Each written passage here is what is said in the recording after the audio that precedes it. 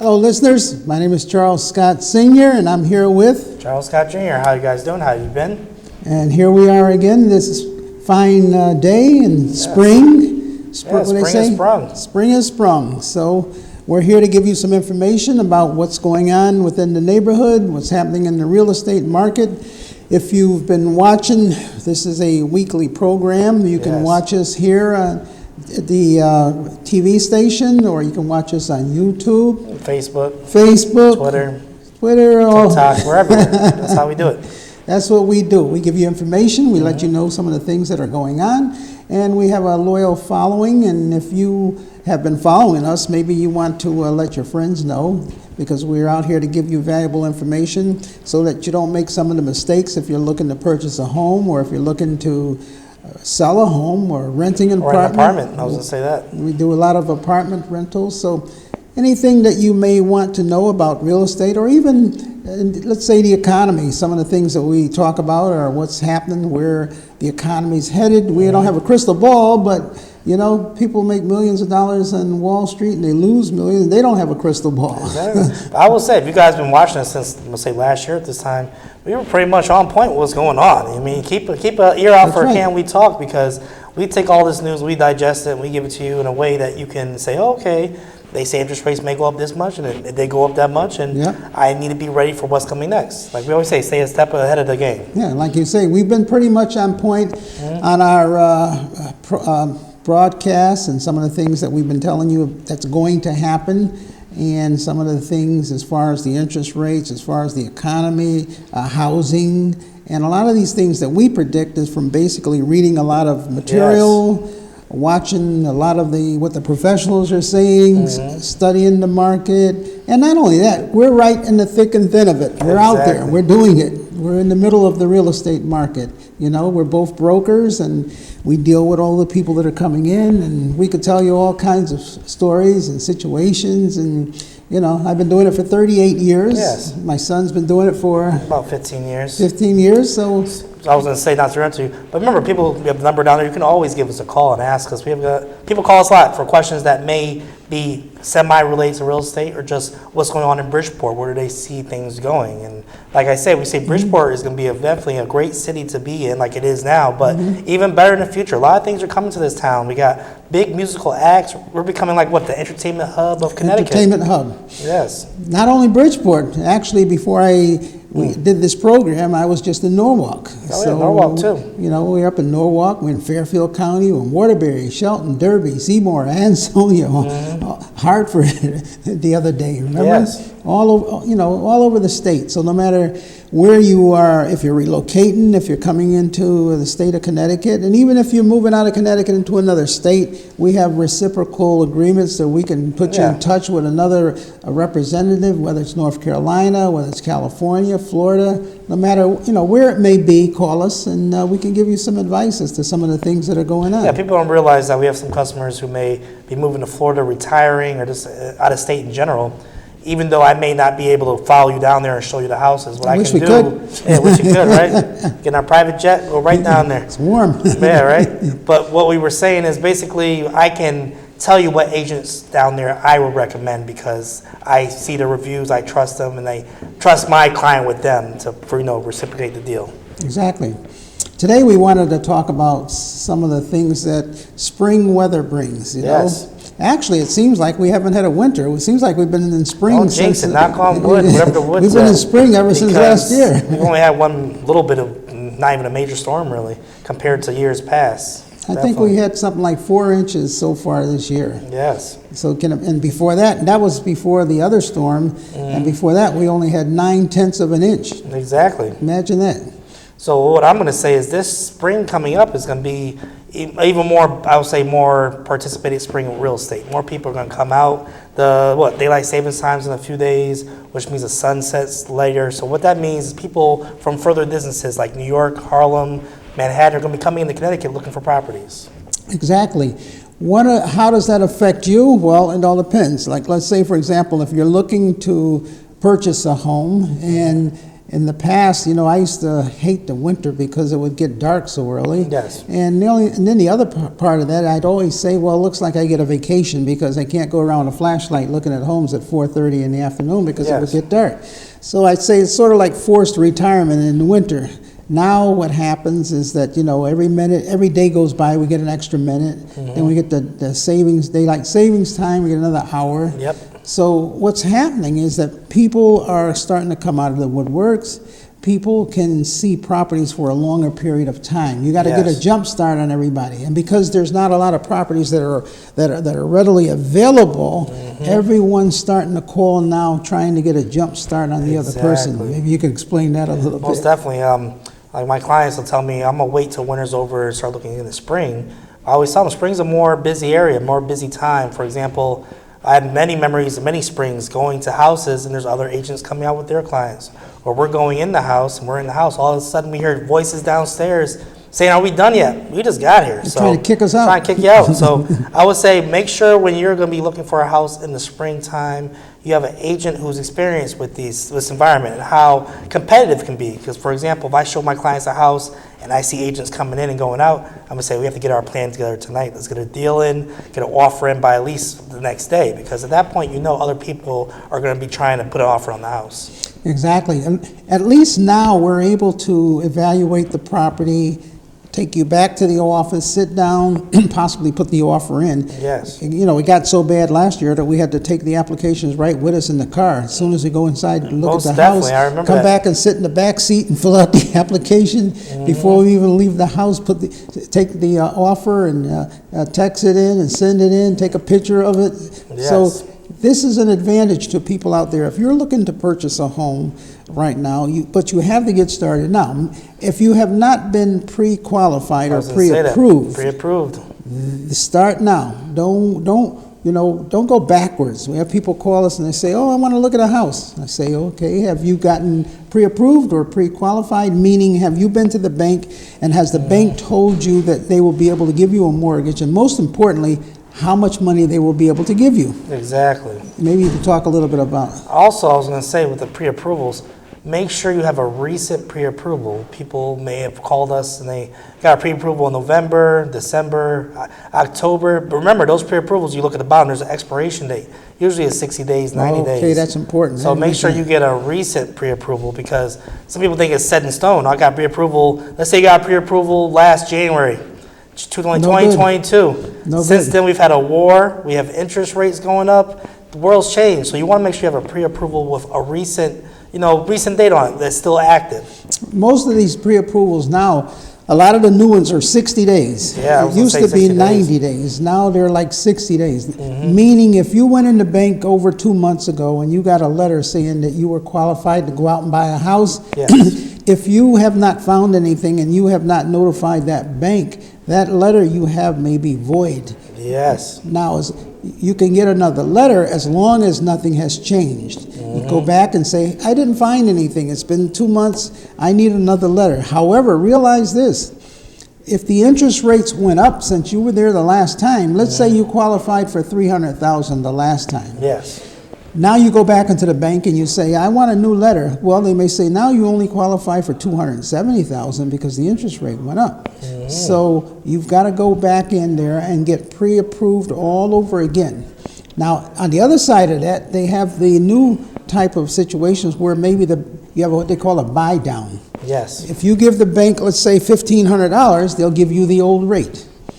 Because you considered buying down the rate. Exactly. Or in some cases, you know what I see coming back today? I was even telling you. Say adjustable? The adjustable rate mortgage. That's coming back, yes. That means that they give you a rate that is low now, but it goes up eventually to a higher rate. Or the current rate of the time. Yes. Definitely.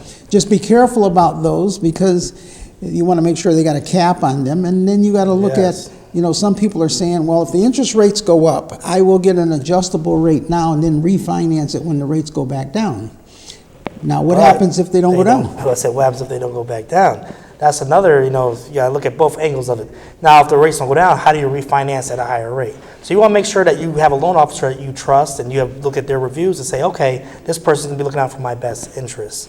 Because also, I was also going to want to remind people, when you get a pre-approval, make sure nothing's changed with what you bought. Have you bought a car since you got your last pre-approval? Have you bought any furniture? Because remember, although your income has not changed, now you have more debt. You have a new car payment or a higher car payment, or you're paying off the furniture. That's right.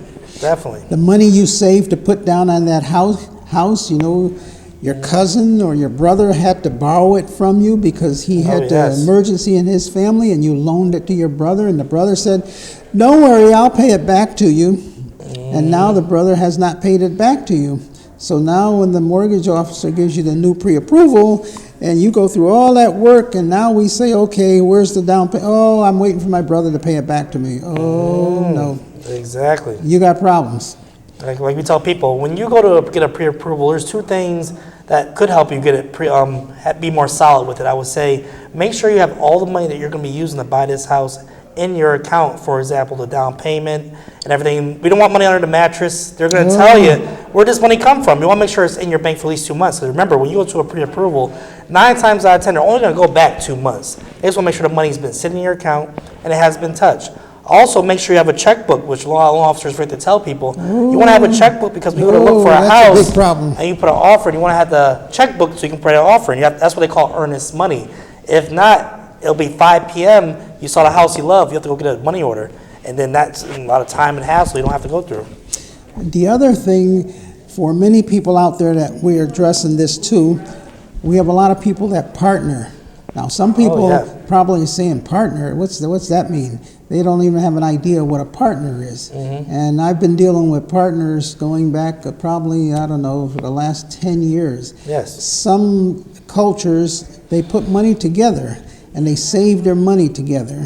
And let's say, for example, each person puts $100 a week aside. They don't put it in the bank. Some people have a mistrust of banks. Yeah, that's true. And then if they need money, they don't have to worry about going to the bank and getting it. The partner gives them money. So let's say you got 10 people and each person puts $100 a week away. Hey, that's $1,000 a week, $4,000 a month. Exactly. And then some cases they may pull straws to see who can get the first draw or get some of the money. Then that person can use that money to buy a house or do whatever they want to with that. And then they keep continuing putting it back in to pay the money back to keep the partner going.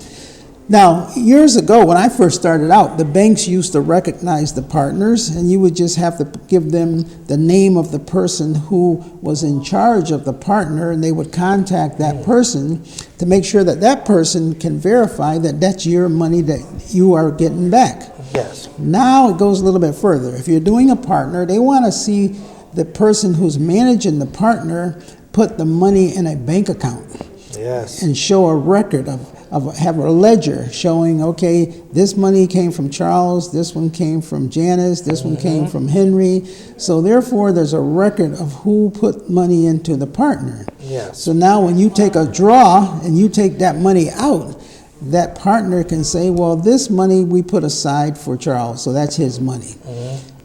The bank doesn't want you borrowing money to buy a house, because now if you borrow money, that's like a credit card or a loan. And if you don't pay back the partner, the partner might get mad at you, might come. Exactly. Well, also because you're borrowing money from them. They say, how are you going to buy a house with borrowed money when you're borrowing our money to buy the house? Right. So they want to make sure you're financially stable. They may feel as though we own part of that house. Exactly. If you don't pay us, we're going to come take some furniture out, or worse. So you can still do a partner. Just realize that if you get involved in a partner, that there's a record of the money and who's holding the money. Exactly. And there's different cultures call it different types of names and everything. So I was going to say, not to interrupt you, but if you don't have a partnership, let's say you just have some friends and family. It could be a mother or brother. We have a lot of people where it's the mother and the son. They buy a house together. They go to the bank. They sit down. They look at both incomes. And you'll be surprised how powerful they can get a buying power with their incomes. Especially now. Especially now. What's happening is, and we predicted this last year. We said remember to go back to some of our few episodes from the last year. they're all on YouTube, Facebook. You can see other episodes where we talked about this. We talked about all of the things that are occurring, and we are also talking today about things that are going to happen. Yes. And a lot of it is economics. Last year we talked about how families would be doubling up because of the economy. I saw some surveys recently, and it talked about how many families are renting together. And we have people that apply to us right now that want to rent an apartment. Well, we had a lady, last week, she lives in the city here, and her daughter, I think, lives in New Haven. Exactly. So they're renting an apartment, and they're going to move in together. Move in together, save costs. Yeah, the mother, the daughter, and the child. Matter of fact, just yesterday, same situation. So and I've said this for years. You got a daughter that's paying $1,200 a month rent. You got a mother that's paying $1,500 of rent. That's what's that? $2,700. Just about. They join together, and they get a really nice apartment for $1,800, 3 or 4 bedrooms and everything. And now they're saving $500 a month. That's if they save it. Remember, you gotta have a savings plan. Some may say, now we have more money to spend. You get more cars, more furniture. No. Remember, not everyone has the same mindset. Remember, people, if you have opportunity to move in with somebody and now you have an influx of extra $500, why not put that to the side and save that money? You save that money. You don't spend that money. You save that money. Exactly. Look at it this way. If you're saving $500 a month and times 12, that's $6,000 a year. Yes. In 2 years, you've got $12,000. That's enough to put down on a house. Very much. And maybe you can get into a first-time homebuyer program or a program where now you have enough to put down on the house. So when that lease comes up for that house, now you can kiss your landlord goodbye and go out and rent, or not rent, but buy your own house. Exactly. Because remember, 9 times out of 10, we're seeing a lot of landlords, mom and pop landlords being replaced with these management companies. People are buying houses 20, 30 at a time. They put it under umbrella, turn into a REIT. We'll explain that in another episode. But what it is, you'll deal with situations where they're going to increase the rent. No matter what, it's part of their portfolio. Every time the lease comes due, we increase it by 4% or even more. A lot of cities are putting in laws or bills to lower this increase. But remember, put the money aside, because eventually your goal is going to be homeownership, because the rents aren't going down. They're going to keep going up. One of the things one of the things I just thought of as you were talking, and we have to have a segment on, there's a lot of discussion going on rent control. Yes, a lot. A lot of discussion going on in capping the amount that a landlord can increase their rent by.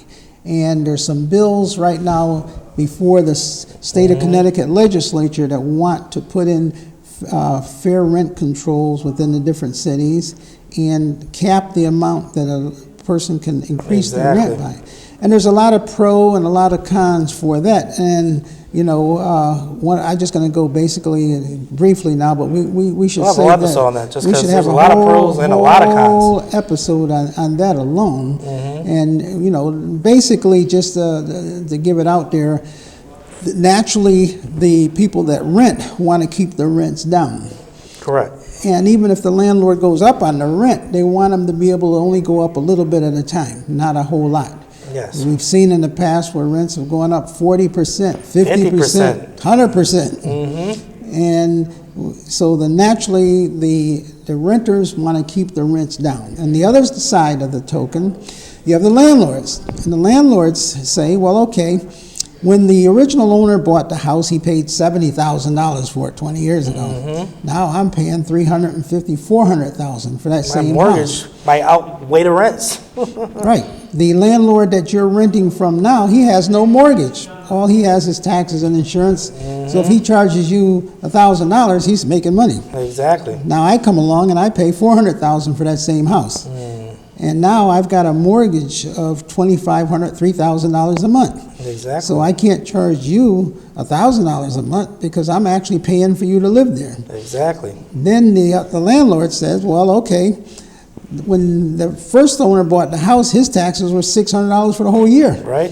I'm paying $8,000, $10,000 for a year. Exactly. So now the taxes I'm paying are way up. The water bill is up. The sewer bill is up. The insurance is up. The costs all around. So I can't possibly rent it out to what the other landlord was renting. So then the landlord says, well, if I can't charge the rents and if I can't go up on the rents, then I'm not buying the house in the first place. Exactly. So I'm not buying any properties where the taxes. So now what happens is that the properties end up going downhill because the landlord's saying, well, I'm not buying it, I'm not fixing it up, I'm not doing anything. And then the people that are living there are saying, well, okay, that's good, we'll just stay here. But the present landlord is saying, well, I'm not making enough money to make it work, and he gets foreclosed on because he can't afford to pay the mortgage. You have to leave. And at that point, you're thrown into the rental environment, which I talk to people every day. There's some people that have been in their apartments for 15 years, 20 years.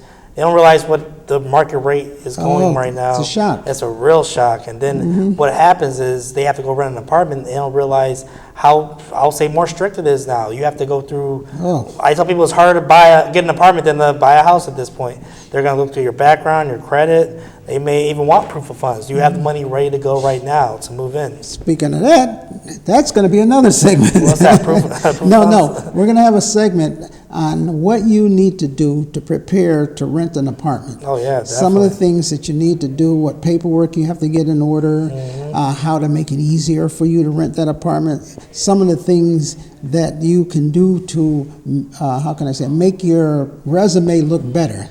I would say make you stand out. Make you stand out. You got to realize these people you're calling for an apartment, they probably got 50 calls that day. How do you stand out amongst the other 50?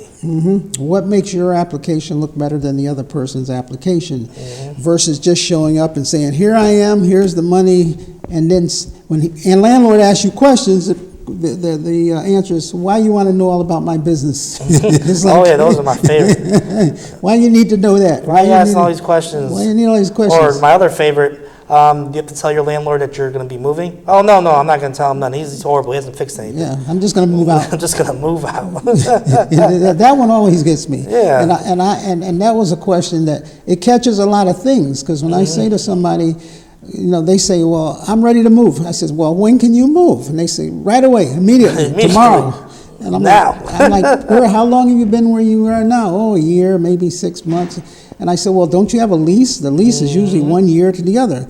And you've only been there 6 months. So why are you moving? Oh, he doesn't do this. He doesn't fix this. And I said, well, you don't have to get a release from, no. He doesn't even know I'm moving. How about that one? So now what happens, and it's not my apartment, I'm representing the landlord. Exactly. The landlord will say to me, well, what did the last landlord say about this tenant? Can you imagine me calling the landlord, and the landlord doesn't even know the tenant is moving in the first place? Or how about this? You got to be real careful. The landlord gives the tenant a raving review because he doesn't want them to stay there either. Right. It's one way or the other. Yeah. The landlord may say, oh, yeah, they pay on time. Oh, I can't wait for them to they're leaving move. so soon? Oh, what a shame. I'll even rent the U-Haul truck to help them out. Exactly. So, the only thing we're saying is, leave on good terms, let the landlord know that you're moving, and keep paying your rent, keep paying everything on time. Don't stop paying. And the other thing also is, maybe you have a security deposit. Maybe you're using that security deposit to pay for your next apartment. Yes. How do you expect to get the security deposit back when you skipped out in the middle of the night and the landlord didn't even know that you were leaving? So, try and stay on as good of terms as you can with your present landlord. Even if you don't like the guy, unless you've called the health department and they're involved. So we're gonna have a whole segment on that, to give you an idea as to some of the things that you can do to make it look better. And also, we're going to have that segment for the landlords. The landlord's a two-way street. The landlords have to take care of the apartments. The landlords have to treat the tenants nice. Well, we've seen over the past year, we've had to educate a lot of landlords because they don't realize the things they have to do when someone moves in. There's laws. There's laws. There's laws. The landlords can't just do whatever they want and get away with it. There's fair housing laws that they have to abide by. So we're going to have a segment on landlord-tenant relationships. Most definitely. So as you can see, we give a lot of information. Also, I want to say, because we know this episode is more about the spring market. Any questions, give us a call. You can follow us on Facebook and YouTube and Twitter and TikTok. We work 7 days a week, and we know everything real estate, especially not just Fairfield County, but the entire state of Connecticut and beyond. Don't be afraid to give us a call. Everything is a broad stretch. I'm saying, I'm gonna get some calls. If we don't know, we'll ask Alexa. Exactly. There we go. We'll ask ChatGPT. I know some of you have heard of that before. ChatGPT. That's another segment. Yeah, right. As you can see, there's so much in real estate, so much that you need to know. Yes. We try to give you some information on these segments. Go back and look at some of the other segments. They're not like time dated. They're all valuable information. All information, all current information. You may want to know about apartment fixing up. You may want to know about rentals. Go back and look at some of our segments. Like us and share, subscribe. Share. Go to our website. So. Again, maybe I'll leave the closing remarks to you. Yes. All right. And in conclusion, we're here to help the people, help the public, and any information, give us a call. Again, until next week, Charles Scott, Sr. And Charles Scott, Jr. God bless. Amen.